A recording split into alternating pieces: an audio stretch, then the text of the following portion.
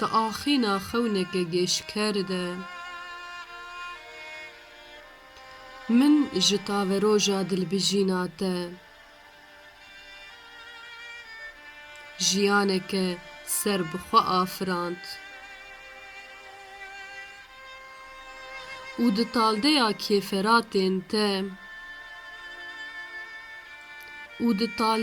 kêferatên te yên semiyan de ez bûm raperîn.